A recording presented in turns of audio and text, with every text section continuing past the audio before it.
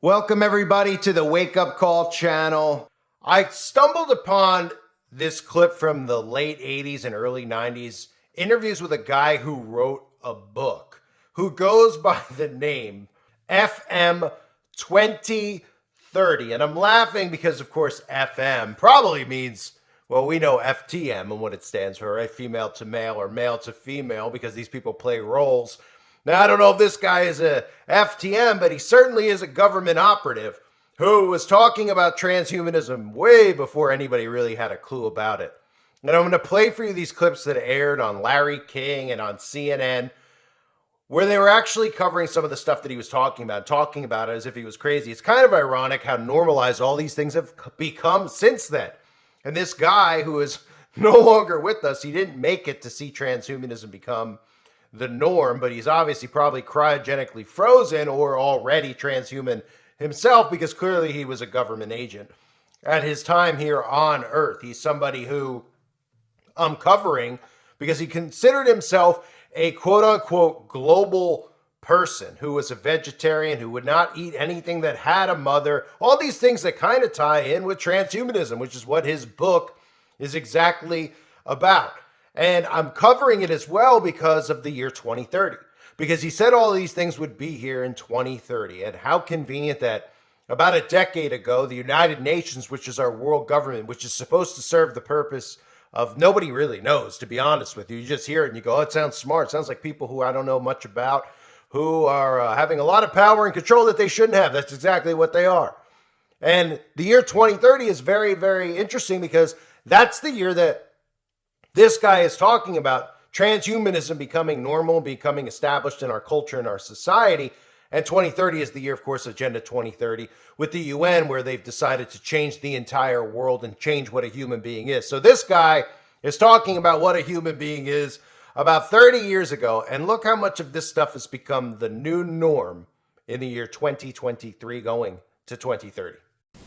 His name is FM 2030. Really, FM 2030 is the legal name of a California-based futurist whose original name was much more conventional, FM Esfandiari.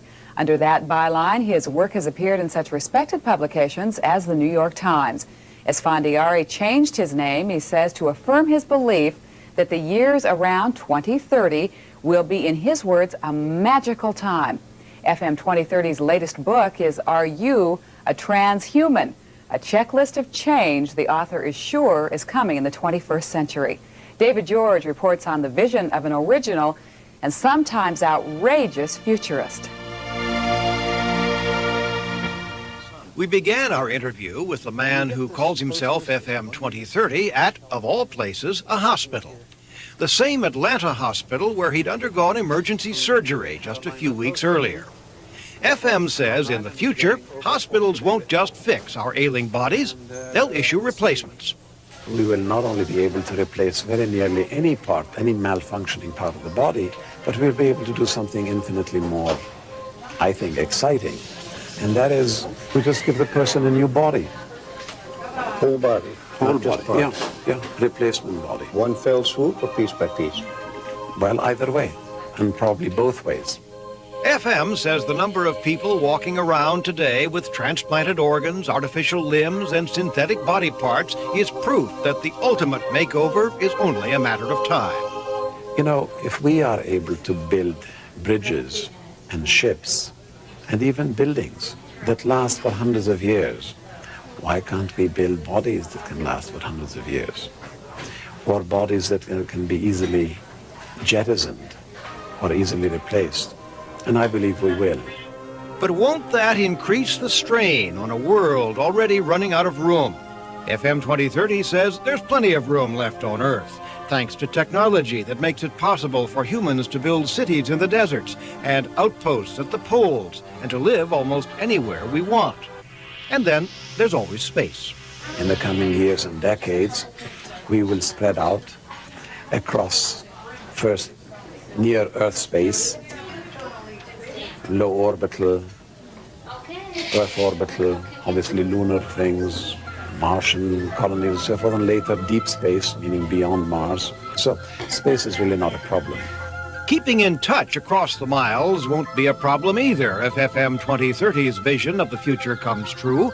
He says satellite technology has already created the beginnings of what he calls a telesphere world, in which people won't just talk, they'll teleconnect. If one is teleconnected, one is plugged in, then there is no far or near. And what this is doing is recontexting the architecture of life on this planet. Teleconnection, he says, will mean more and more of us working outside the plant or office. He concedes some jobs, the ones that require the worker to be there hands-on, will still exist, though in fewer numbers, as machines take over more and more of what passes for work in the 20th century. But the need to drive to work every day and spend several hours there and then drive back, etc., that will probably phase out. In fact, I'm sure it'll phase out. Thanks again to telecommunication. Driving anywhere will be easier in the 21st century, FM 2030 says, thanks to cars with onboard navigation systems and highways with computerized traffic control. If that sounds like an old idea, it is. Safe distance between cars is maintained by automatic radio control. It's been around at least since this movie was shown at the World's Fair in 1939. More than 50 years, and we haven't followed through yet. That's right, we still haven't. Well, in part because the automobile was not such a heavy presence. It was not an intrusive thing. But now we have reached the saturation point, and I think we're going to begin doing something about it. FM 2030's primer on how to prepare for life in the 21st century contains checklists you can use to gauge how ready you are for life in the future. Though some readers may never be ready for the author's dismissive view of traditions and rituals. Here's what he says about weddings. Wedding ceremonies, these are rituals that allow two people to announce to the world that they now belong to each other. Weddings would be more honest if the bride and bridegroom peed on each other to establish their territory. Keep out, everybody, this is now my property. The idea is that we're moving away from ritual and from exclusivity and territoriality. We're growing more and more fluid, more and more global, more and more mobile. And in the process, less and less human? FM 2030 says yes. The fact that we're no longer of this planet only, and the fact that we're no longer confined to these bodies, leads me to foresee a time, very short, very, very shortly, I'd say in the coming 2-3 decades, when in fact by no stretch of imagination, by no stretch of definition can anyone be called human. We are already trans-biological, trans-solar beings, and therefore we are transhuman. And even transhuman is not our final destination. It's just a transitional phase from the human to something infinitely more advanced, infinitely more refined, infinitely more sophisticated, and that is the post-humans of the middle of the 21st century. Is FM 2030 putting us on? Maybe, maybe not. Maybe our grandchildren will find out for sure. See, we're going to tiptoe into the future with FM 2030 next. Don't go away.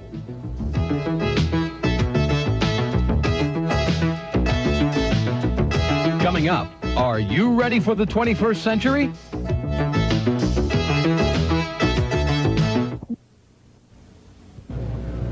Our next guest is the author of Are You a Transhuman? It is published by Warner Books. There you see it's titled A Book That Unveils the Coming Decades and Reveals How Ready You Are to Enter Them. The author is our guest, FM 2030. Omni Magazine says he's a true visionary, daringly original. You actually changed your name, huh? I have, because I changed, Larry. You know, I'm not who I was 10 years ago, 20 years ago. So why did you pick a name with letters and numbers? Well, first of all, I'm a person who's not involved in the past. I like to think of myself as someone who lives the future. And I wanted a name that evokes the future, a name that evokes my dreams and hopes and visions. And I thought 2030 was a neat name, yeah. Well, at that time, let's say 40 years from now, a whole lot of things that are beginning to happen now, like, for example, life extension, or space colonization, or solar satellites, the ability to, for example, change season and have sunlight anytime, anywhere. All of these things will by then have crystallized. So it's a very exciting time. You are not saying by taking this name that we will be named that way. No, not at all. I think we will have the greater latitude and flexibility. People will not remain stuck with their old names. But we'll have our heritage. change. That'll remain. The heritage will remain, won't it? I think we'll be less and less preoccupied with heritage. Already we are less and less hereditarian than ever before. We're more and more future-oriented. It matters less and less where we came from. I mean, we all came from ancestors who swung from trees. But what matters is where we're going. Mm-hmm. What do you mean by the title, transhuman? It means the stage beyond the human. This very day, there are scientists who, through, let's say, biological engineering and genetics and robotics and what we call transgenesis and so forth, creating the beginnings of what will eventually be life forms more advanced, more refined, more evolved than us humans, including ourselves, by the way, Larry. Do you say that if we are not into the computer, we are lost? That Well, we have to be into the electronic age, or Well, we're dwindling? One of the self-tests here, mind you, this book is comprised of self-tests, which I developed, by the way, at my seminars for UCLA Extension, where I teach, and also for seminars for professional people and business people and so on. One of the self-tests asks, you know, what kind of technology do you use? How teleconnected are you? What kind of, for example, high-tech systems do you have in your home? Do you have at work? And if you're not teleconnected, what does that mean? It means that you live a low-tech life. And is You're that falling bad? behind. Well, it can be, in that it does not maximize your efficiency or your effectiveness. For example, it does not help open up a lot of leisure time. Where in Southern California, where I live, a lot of us are teleconnected. We go to the beach, for example, and we connect from wherever we are. At the beach in Santa Monica or by poolside, and you conduct your business that way. We're going to live longer, obviously. What do you say, Absolutely. 150 years will be? I'd say if you're around in the year 2010, there's a very, very good chance that you'll be around in the year 2030. If you're around in 2030, there's an excellent chance you can coast to immortality. Indefinite lifespans. Mind you, Larry, not with these bodies, and certainly not on this planet only. Jesus, we just missed. No, we haven't. In the breath of lifetime, we missed. Some of us will miss. And I think it matters less and less how old we are. It's for example, one of the self-tests here asks, how immortality-oriented are you? The fact is that we are, you know, making gains, as you well know, in the area of life extension, but many people are just not tuned in. They still have bad lifestyles. You look into the future all the time. That's what you do That's for a what I living. do, exactly. What don't you like? What do you About the see future? that you don't like? That it's not happening fast enough.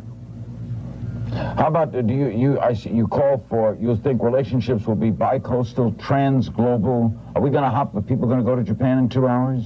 Well, yes, we will have what are called hypersonic aircraft, for example, space planes, which will whiz us across the planet in anything like an hour or two. We have the very beginnings of them. We have models, you know, working on them. Are we going to look Star Trekian? Are they going to have those kind of things, No. global things, and interplanetary landings? I think we will be infinitely more imaginative and more exciting, and I think our biological bodies will be, for example, more durable, more imaginative.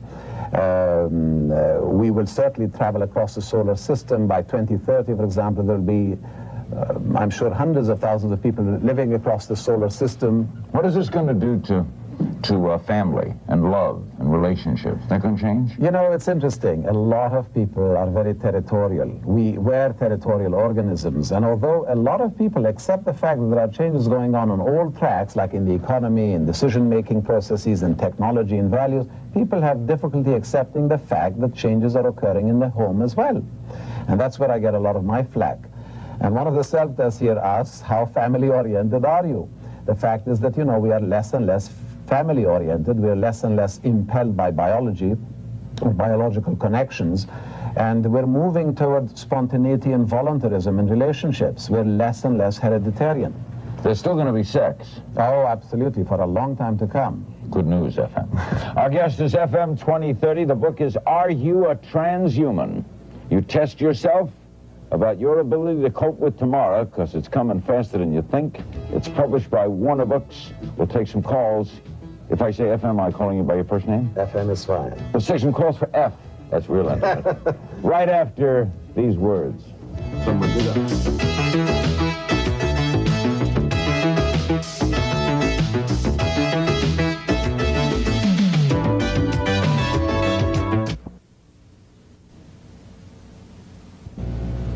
We're talking about tomorrow with FM 2030.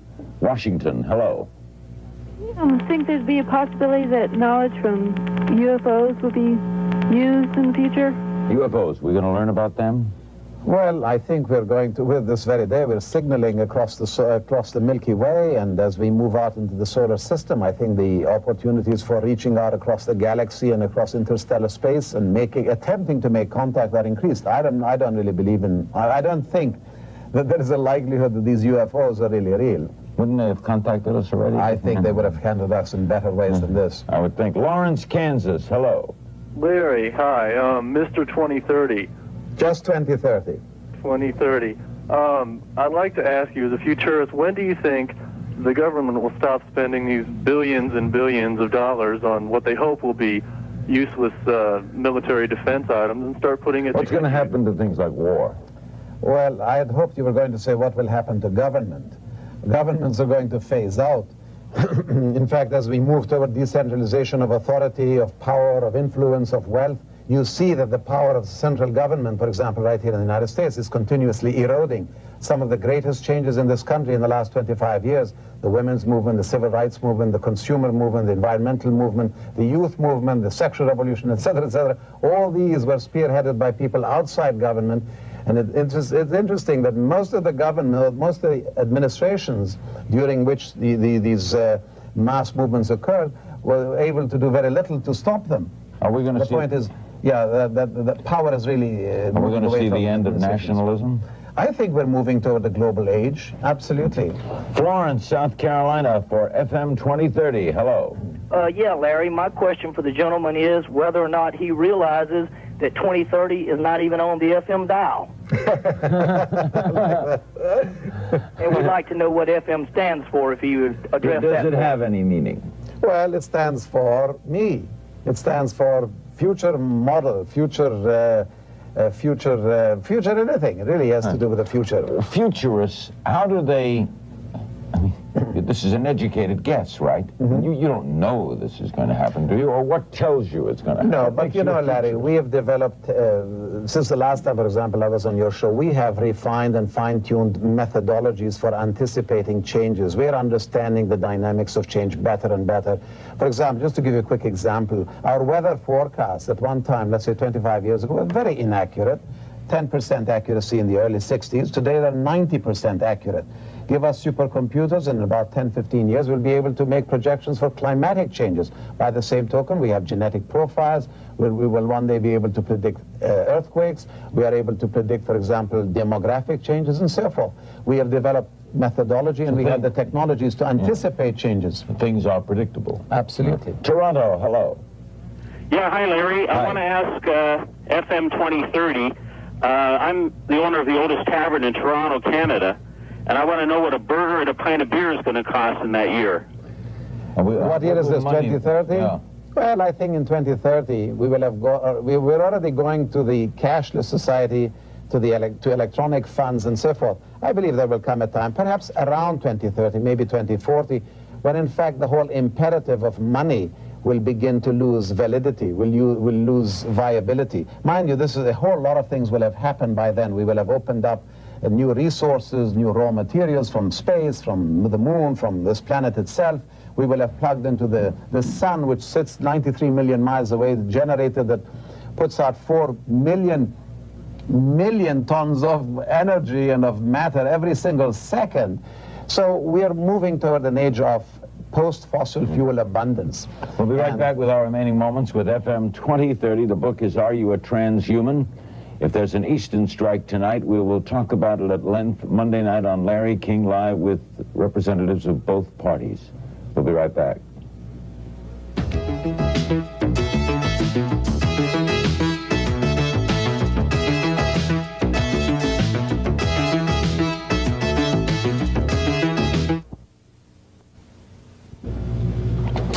San Angelo, Texas for FM 2030. Hello. Yes, will genetic mutations have an effect on the future? Of course, biological engineering, recombinant DNA, we're at the very beginning of it. In fact, this year or last year, we began what is called gene therapy. We're beginning to replace some faulty genes. Doesn't that scare you? But not at all. In fact, it encourages me because we will be able to correct a whole lot of diseases. We'll be able to prevent a lot of diseases. We're going to create life? We're going to create new life. But you know, we ourselves, many of us, millions and millions of us around, will be around by the time we attain immortality, physical immortality, 30, 40 years from now. I mean, 30 years ago, people like me, we would make projections. There would come a time when there'd be tens of millions of people over the age of 65, and nobody believed us. You know, they dismissed it. Now it's already happening. Yeah, exactly. Thank you very much. Thank you, Larry. Pleasure. FM 2030, the book, Are You a Transhuman? The publisher, Warner Books. So that's the new norm. How many things in there could we look at? You can all leave comments in the comment section where this guy's literally predicting the future. Now, of course, he's not predicting the future. The reason he knows this is because this is all scripted. This is all planned. This isn't something that just happened organically. Oh, we're going to get to that point. This is conditioning. His book, the reason he's on Larry King, the reason he's being promoted on CNN, they're all tied in together, right? They get these guys who sound like biotechnicians or scientists and engineers. And what they're really doing is controlling human beings and what they're going to be. Even then warning about how robots and transhumanism would eliminate jobs. And everybody seems like it sounds like a great idea.